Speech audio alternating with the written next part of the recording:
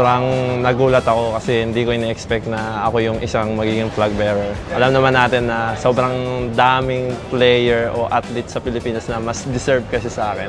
Pero at the same time, syempre, isang karangalan para sa akin na ako yung isa sa flag bearer.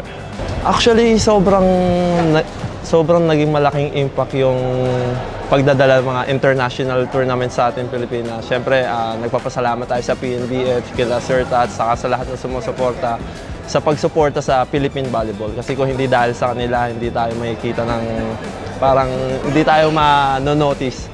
Pero sa ngayon, sobrang thankful ako sa kanila na binibigyan nila ng chance, lalo na especially ang men's volleyball. Kailangan positive kami every game.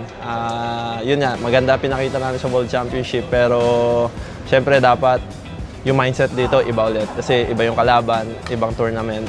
So kailangan magdoble, double ano pa rin kami, effort pa rin every game. So ayun nga, sinasabi ko na another game, another mindset.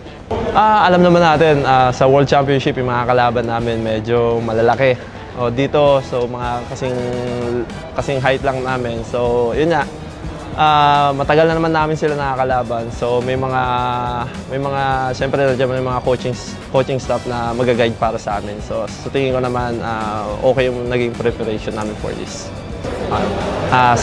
To all volleyball Filipino fans, inaasahan po namin ang buong suporta nyo sa buong Philippine athlete dito sa darating na SEA Games.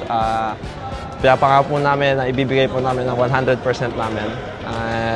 Inaasahan po namin ang pagsuporta. Thank you.